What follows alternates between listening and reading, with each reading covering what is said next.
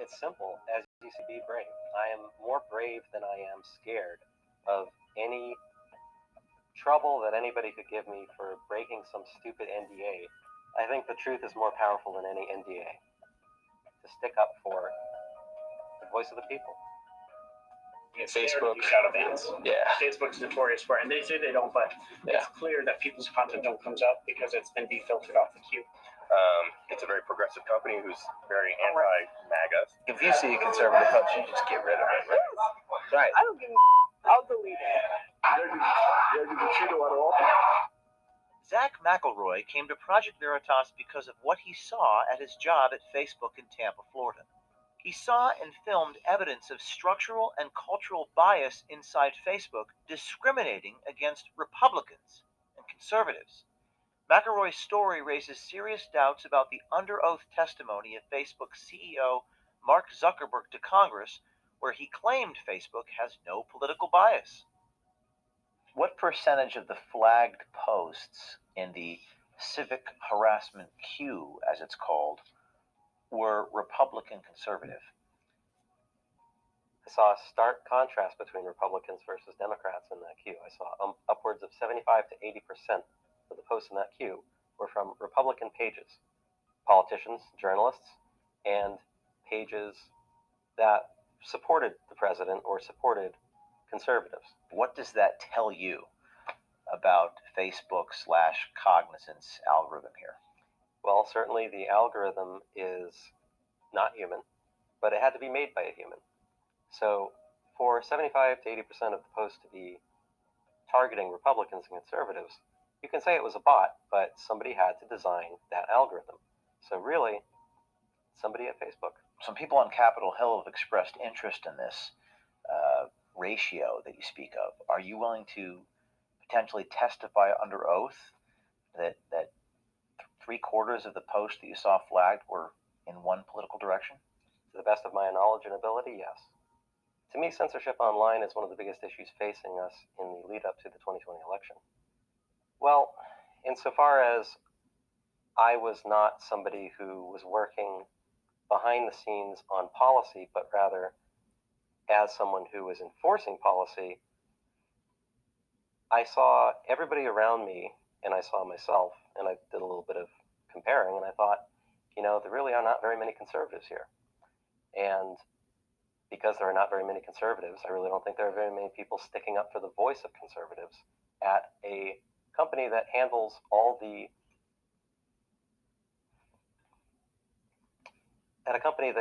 the flow of conversations, basically a large portion of the discourse online. And we are essentially in charge of what gets said and what gets stifled.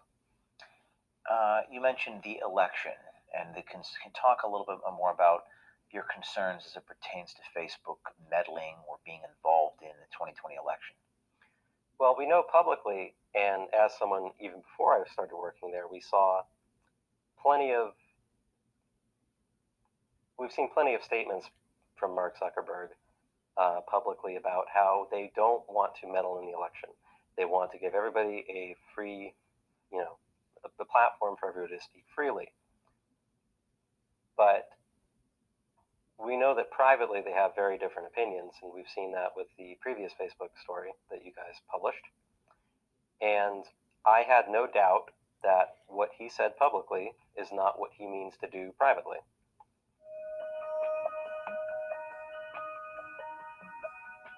Let's go to the Trump cartoon, this one here. Is this something that you saw at your tenure? Yes, I actually saw this image a lot. Tell me about this. Well, this is an image, I believe it's in an art museum in Portland. They put this up as a bit of a political statement, and Facebook actually reacted to this, at least internally. They gave us a memo saying that this would not violate for violence and incitement or anything else, really. And so we were told to leave this image up as long as it didn't say, oh, I'm going to actually kill Donald Trump or something like that. So you just told us about this one where they allowed it to stay up. They think that this cartoon with Elmer just shows you how crazy the nut job left is. Fudd has high severity violence and incitement, but this does not.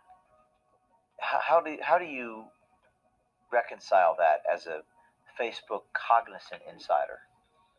Well, frankly, I don't. There's no difference between the two. There's no logical reason why the determined reaction to those two posts would be different. They should be the same. This is was this something that you took a screenshot of? Yes, it is. Talk to me about what I'm looking at here with Don Lemon. This was a memo given to moderators in, looks like, November 2018.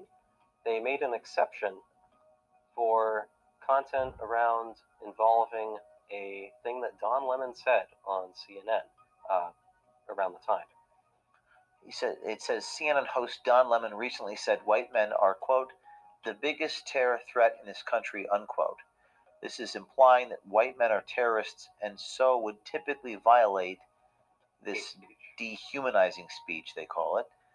As this is a newsworthy event, Facebook's content policy team is allowing a narrow exception for this content on the platform. Why would they do that? Well, it's hard to say.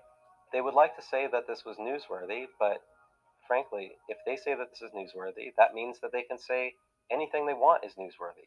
Well, certainly there is obviously an intention on Facebook's part to have the back of people like CNN and hosts like Don Lemon.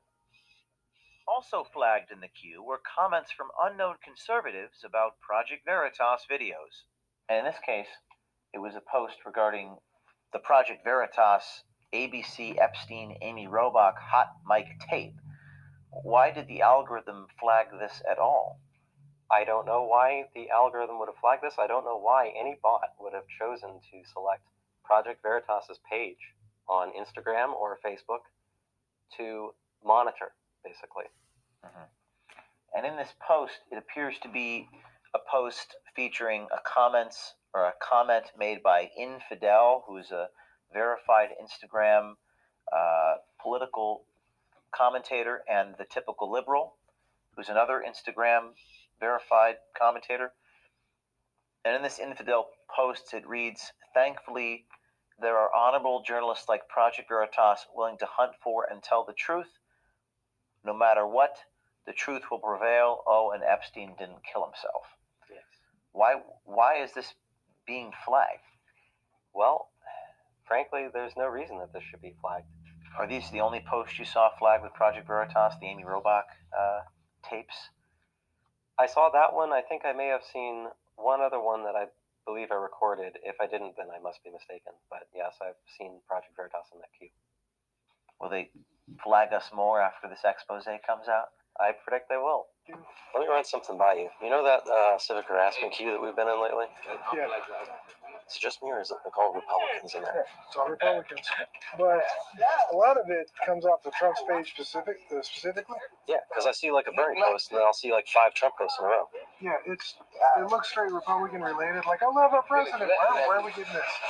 Steve Grimmett is a content moderator for Facebook in Austin, Texas. It's a very progressive company who's very anti-MAGA. I know that Facebook does have a Trump rule where they still allow him on the platform, even though he says things that if anyone else said it. And that's the fortunate thing is, even if he does say something, if it gets repeated, we can at least get the average Joe.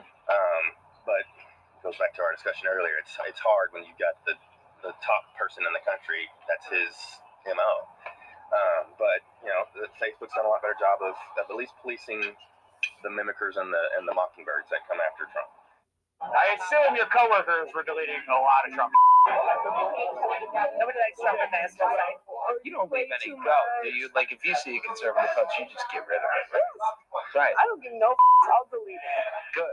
And don't get salty. It's also Like, even if it's not, even if it's in policy, like, you're deleting that one. Yeah, I don't give no It's like 1 week left. What are they gonna do? Like, Right. send me to OIP? I don't give You told me that you just whack all the conservative posts and just gone. Right. No, honestly, like every time, like half the time when I delete people for Trump, you should be on a watch list, dude. Yeah. Seriously. Trump supporters like to throw around like Trump derangement syndrome as like, liberals being crazy. I like to think of it as actually you're the one that has Trump derangement syndrome. Fucking bet. You're losing your goddamn mind as soon as because they're just like Trump 2020 and it's like that sounds a little more deranged to me when you end every argument than that. Like even like hashtag MAGA or hashtag MAGA 2020. It's political statement. Yeah, but not for you. I do. Deleted. Yeah. But it's like delete any like positive Trump supporter stuff. But if it makes them look bad, We have to take it down, but I leave it up. you leave it up. So if you see something that's not supposed to be up, it's probably me. So you deleted just hashtag MAGA, Yeah. like the post gone. It's common sense. Who else is No, like it's not. like in the office? Who else does proactively delete? Well, I hang out with a lot of people because they'll come up to me and they'll be like, "Post me," and then when I do, it's like, you set yourself up. But there's Marcella. I hang out a lot with her. There's like other Asian guys that I hang out with. Kevin, who's like the midget that I harass about his height. And then there's like Truck, Gabe, Cassie, Jen. Yeah. Dante, Skylar, Shania. Those are all like the Yeah. resistors. The people that I hang out with. Yeah. And they all do the same thing as you, content moderator. How many of you are like take your own stance and say we're just deleting whatever all the Trump posts? There's only probably like 16 of them. And you guys like you just delete everyone. Yeah. So In the morning. I don't Like believe this in delay and stuff like pushing the left agenda. Yeah. How? By allowing a lot of stuff that are very far left to be still on the platform. Like, for example, like racial stuff. Okay. What you could call me white trash based on me being white, but I can't. But if you say Asian trash, black trash, brown trash, we got to delete stuff like that. Bam. Right on the head. Right. So they're very, they'll allow certain things, but not for others where you would think something could be. And so that's just, one example. And they're very, like, politically, it's like you can say anything you want except kill for someone on the right. Okay. But if it's someone on the left and it's about their race, that's up in, like, governmental thing. You have to take that down for hate speech. Yeah, and then she has a MAGA hat on or something. You'll delete all of them. Yeah. I would so do that though. Yeah. You just have to like go hard that day. It's just like get into work early. Like I'm on a mission. Like make up for the last year. Oh really? But if they attack like first years, maybe I'll I can take that. Like what Like, type if of they attack? say like Bernie is this and this and he doesn't that and he's just like this or whatever, I'll just take it down. It's like think about the amount of impact that you could have if you remove those types of posts. Yeah. I mean like they like once The hateful. yeah. The hateful. Oh man. I'd rather remove Trump Yeah, posts right. than Hateful my Bernie ass. posts. I feel like people just say, oh, I don't like Bernie or Bernie's a communist. Like, I don't know if that would impact anything, but if a Trump post was to come up and it was promoting Trump and I could take that down, then I feel like that would be The actions of the content moderators may not be conclusive evidence of structural bias at Facebook, but it certainly speaks to the anti-conservative culture that McElroy says is pervasive. Well, it's very simple. You've got a formula. You've got a workplace full of mostly liberal-leaning Democrats, leftists, essentially, and they are being put in charge of moderating the entire public discourse. Facebook and Instagram are very large platforms, one of the biggest, and our voices are in the hands of people who are almost entirely left-leaning and not right-leaning or otherwise unbiased. And in speaking with a lot of them, I found that they are not at all shy to exercise their political will in deleting or leaving up content, whether or not they're allowed to, or whether or not they'll get penalized for it, especially when they've got nothing to lose. That is to say, they're getting laid off. That's hard.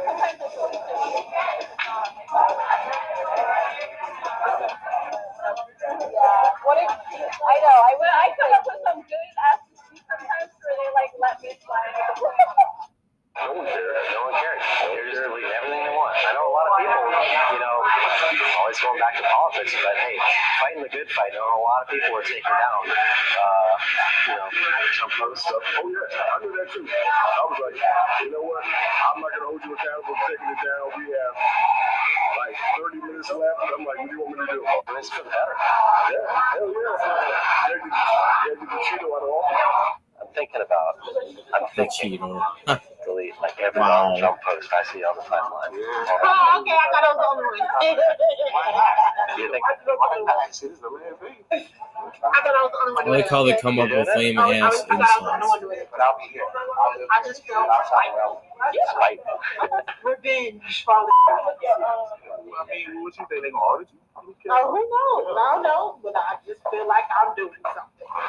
The problem, I think, again, it's globally, they want part of them in this picture, in this global picture. Therefore, Christians are always, you can't believe how much Jesus stuff that has been attacked over and over and over again against Jesus or any type of Christianity. You can blaspheme Jesus as much as you want on Facebook, but if you go against somebody that's wearing one of those Islamic hats and thinking that they're going to blow themselves up, well, that's hate speech. But if there's anything over here and in name of Christian, like, shares a Bible verse or just, says this, that may appear to go against homosexuality, well, that's hate speech. That's No, it's not. That's not allowed. It's pretty clear that Facebook has a political agenda.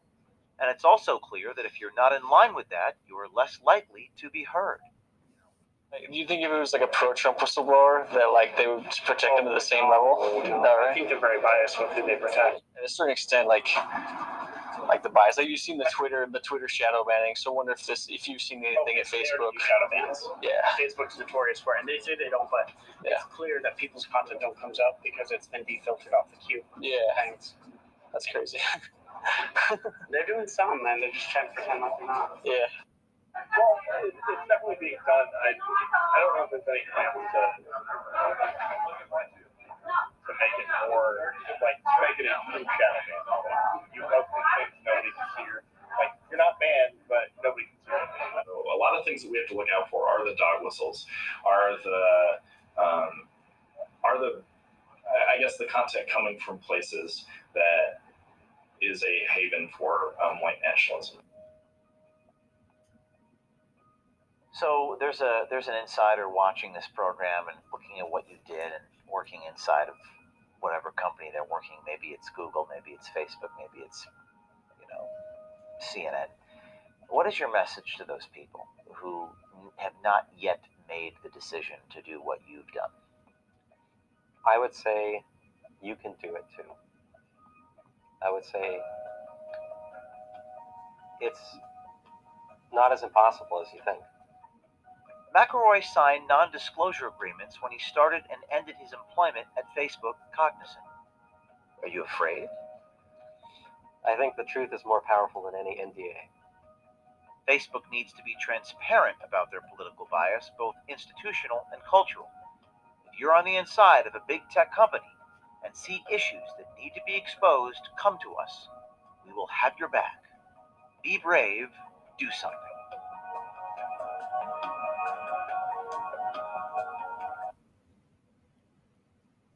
So you know where to go for more information. This is just one of their exposures. The URL is right there and on the bottom of the screen. Be brave, do something.